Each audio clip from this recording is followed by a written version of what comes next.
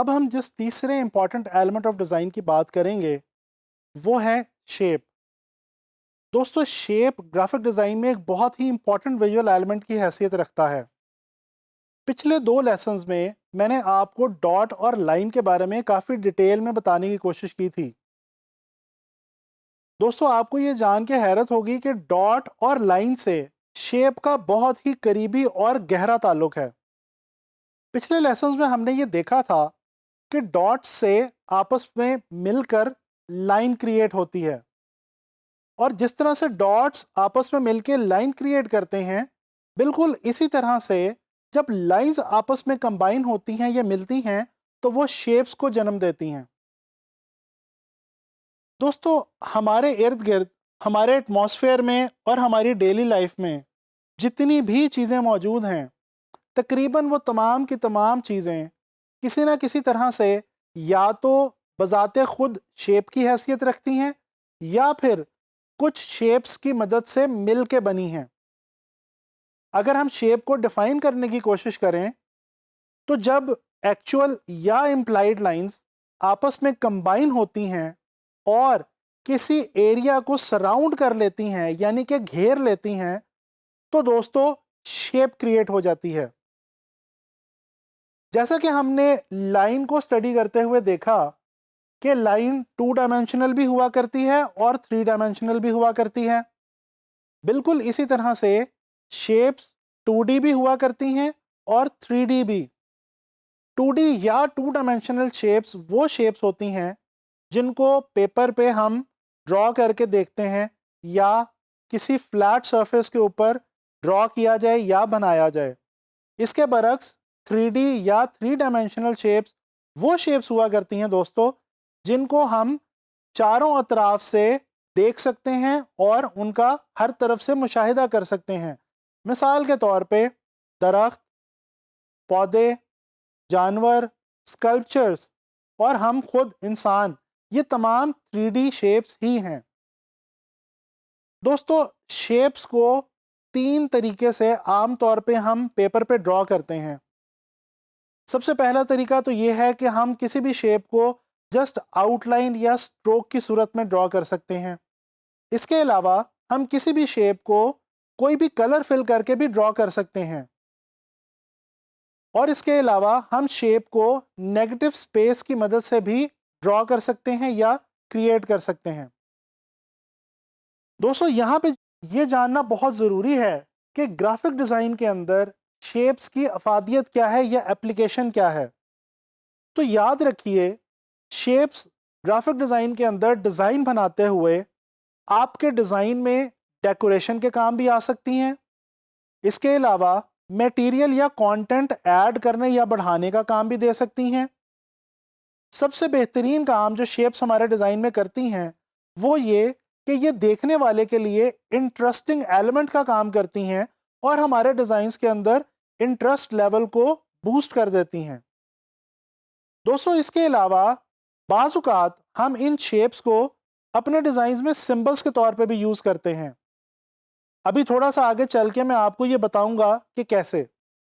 इसके अलावा हम शेप्स को टेक्सचर्स और पैटर्न्स बनाने के लिए भी काम में लाते हैं। दोस्तों, आम तौर पे 3 किस्म की शेप्स हुआ करती हैं।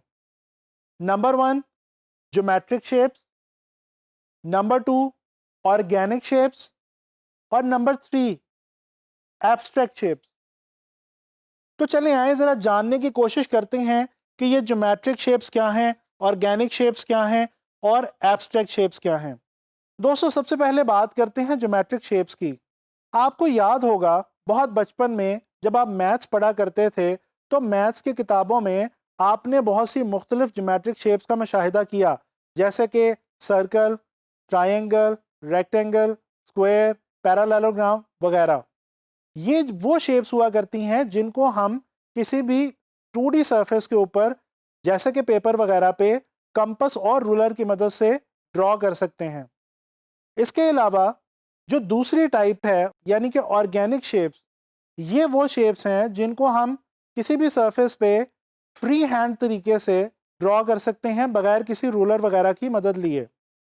और ये वो शेप्स हुआ करती हैं जिनका ताल्लुक आम तौर पे हमारे इर्द गिर्द मौजूद नेचर से है। ऑर्गेनिक शेप्स के अंदर पत्ते, फूल, पौधे, दरख्त, इंसान, जानवर, ये तमाम चीज़ें आ जाया करती हैं। इसके अलावा एक तीसरी बहुत अहम जो टाइप है वो है एब्स्ट्रैक्ट शेप्स। दोस्तों, ये जो तीसरी टाइप है ये पहली दो टाइप से मिलकर ही बना करती है, यानी कि ज्योमेट्रिक और ऑर्गेनिक शेप से मिलकर ही एब्स्ट्रैक्ट शेप्स बना करती हैं। लेकिन ये बाजुकात हमारे लिए बहुत काम आती हैं। जैसे कि अभी थोड़ी देर पहले मैंने आपको बताया कि शेप्स की मदद से हम सिंबलिज्म का काम भी लिया करते हैं। तो दोस्तों, मैं आपको एक मिसाल देता हूँ।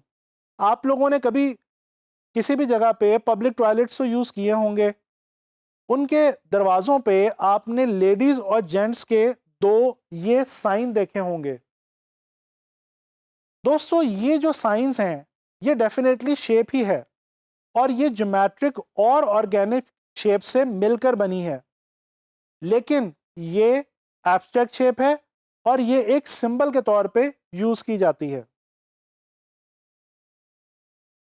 अगर इससे मज़ीद आगे बढ़ के हम शेप्स के विजुअल मीनिंग के बारे में बात करें तो दोस्तों, ये बहुत ही मज़े की बात है कि तमाम शेप्स जो हमारे इर्द गिर्द मौजूद हैं उनकी डिज़ाइन और विजुअल के हवाले से ख़ास अफादियत है और हर शेप का विजुअल डिज़ाइन के अंदर कुछ ख़ास मीनिंग हुआ करता है।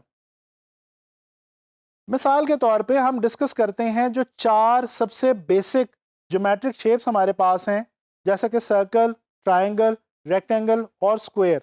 जानने की कोशिश करते हैं कि इन चारों शेप्स की विजुअल डिज़ाइन के लिए क्या एप्लीकेशन हो सकती है या क्या विजुअल मीनिंग हो सकता है।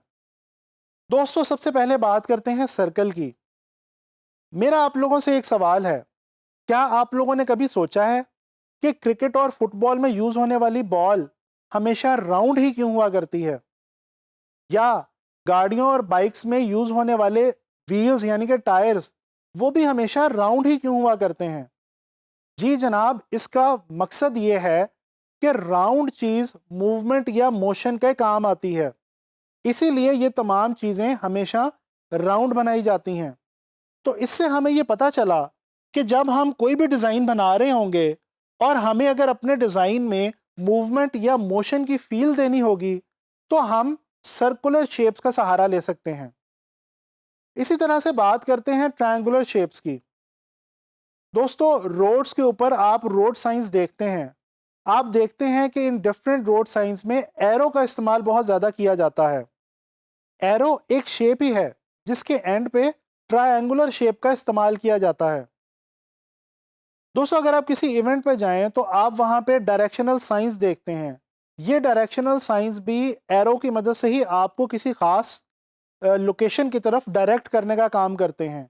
इनके अंदर भी ट्रायंगल का इस्तेमाल किया जाता है।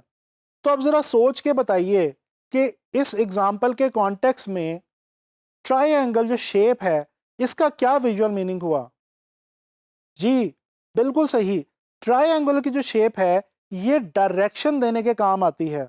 लिहाजा हमें पता चला कि अगर हमें डिज़ाइन बनाते हुए अपने डिज़ाइन के अंदर डायरेक्शन की सेंस देनी हो तो हम ट्रायंगुलर शेप्स का सहारा ले सकते हैं। चलें बात करते हैं एक ऐसी चीज़ की जिसका इस्तेमाल आप रोज़ाना उस वक्त करते हैं जब आप घर से बाहर निकलते हैं। दोस्तों, तकरीबन हम सभी लोग डेली रोड्स के ऊपर ट्रैवल करते हैं। आपको पता है कि रोड्स की विड्थ इतनी नहीं हुआ करती जितनी उनकी लेंथ हुआ करती है। ऐसा क्यों है? दरअसल रोड्स डिस्टेंस को कवर करने के लिए इस्तेमाल होती हैं। अगर आप रोड्स को ऊपर से देखें तो एरियल व्यू में रोड रेक्टेंगल की शक्ल की दिखेगी। तो इसका मतलब ये हुआ कि रोड्स लेंथ या डायरेक्शन की सेंस देती हैं। लिहाजा अगर हमें अपने डिज़ाइन में कहीं भी लेंथ या डायरेक्शन को शो करना हो तो हम रेक्टेंगुलर शेप्स का सहारा ले सकते हैं। दोस्तों, आखिरी ज्योमेट्रिकल सिंपल शेप की बात करते हैं जो कि है स्क्वायर। कभी आप लोगों में से किसी के साथ ऐसा हुआ है कि आपके किसी दोस्त या रिश्तेदार ने घर नया नया शिफ्ट किया हो, आप उसके घर मेहमान जाएं और उसके घर में कार्टन्स पड़े हों। दोस्तों उन कार्टन्स को दूर से देख के ही आपको यह एहसास होगा कि इनके अंदर कोई चीज़ मौजूद है, कोई वेट मौजूद है। बेशक वो खाली ही क्यों ना हो, लेकिन आपको बज़ाहिर देख के उनके अंदर वेट का एहसास होगा। उसकी वजह यह है कि उनकी जो शेप है वो स्क्वायर है, और स्क्वायर जो शेप है ये हमेशा वेट या स्ट्रेंथ को शो करती है। लिहाजा जब हम डिज़ाइन बना रहे हों और हमें अपने डिज़ाइन के अंदर वेट या स्ट्रेंथ को शो करना हो तो हम स्क्वायर शेप्स का सहारा ले सकते हैं। दोस्तों जब हम शेप्स को एक दूसरे से दूर या करीब मूव करके देखते हैं तो बेसिकली हम डिज़ाइन के ही एक प्रिंसिपल प्रॉक्सिमिटी के ऊपर काम कर रहे होते हैं। आने वाले लेक्चर्स में मैं आपसे प्रॉक्सिमिटी के बारे में काफ़ी डिटेल में बात करूंगा। दोस्तों ये जो प्रॉक्सिमिटी का अमल है ये बेसिकली ग्राफिक डिज़ाइन के अंदर मैसेज को कन्वे करना आसान बनाती है। बेसिकली जब हम शेप्स को दूर या नज़दीक करते हैं तो उनके बीच में आपस में एक रिलेशन क्रिएट होता है। यही वो रिलेशन है जिसकी मदद से हम अपने डिज़ाइंस को देखने में अच्छा बना सकते हैं, ईजीली अंडरस्टैंडेबल बना सकते हैं और ऑडियंस को ग्रैब करके रख सकते हैं। दोस्तों शेप्स के हवाले से एंड में मैं आपसे दो एग्जांपल शेयर करना चाहूँगा। सबसे पहले तो अगर हम नज़र डालें डिफरेंट ब्रांड्स के लोगोस की तरफ, आपके सामने स्क्रीन पे इस वक्त डिफरेंट ब्रांड्स के लोगोस मौजूद हैं। अगर आप गौर से देखें तो आपको अंदाज़ा होगा कि ये जो तमाम लोगोस हैं ये डिफरेंट किस्म की शेप से आपस में मिल के बने हैं और अब ये पूरा एक मीनिंग कन्वे कर रहे हैं। बिल्कुल इसी तरह से अगर बात की जाए लेटर्स की, चाहे कोई भी लेटर हो वो डिफरेंट ज्योमेट्रिक, ऑर्गेनिक या एब्स्ट्रैक्ट शेप से मिलके बनता है और उसका लैंग्वेज के अंदर एक अपना मीनिंग हुआ करता है। बिल्कुल इसी तरह से जब एक से ज़्यादा लेटर्स आपस में कंबाइन होते हैं तो बेसिकली वो भी शेप्स ही आपस में कंबाइन हो रही होती हैं और एक वर्ड हमारे सामने विजुअल फॉर्म में आ जाता है जिसका कि एक नया मीनिंग हो सकता है। दोस्तों उम्मीद करता हूँ कि आप लोगों को शेप्स के हवाले से ग्राफिक डिज़ाइन में अब कभी भी दिक्कत नहीं होगी और आप कोशिश करेंगे कि अपने इर्द गिर्द अपने माहौल में मौजूद डिफरेंट ऑर्गेनिक, ज्योमेट्रिक और एब्स्ट्रैक्ट शेप्स को ढूंढें और उनके विजुअल मीनिंग को तलाश करने की कोशिश करें। इस तरह से आपको ग्राफिक डिज़ाइन में बहुत ज़्यादा हेल्प होगी।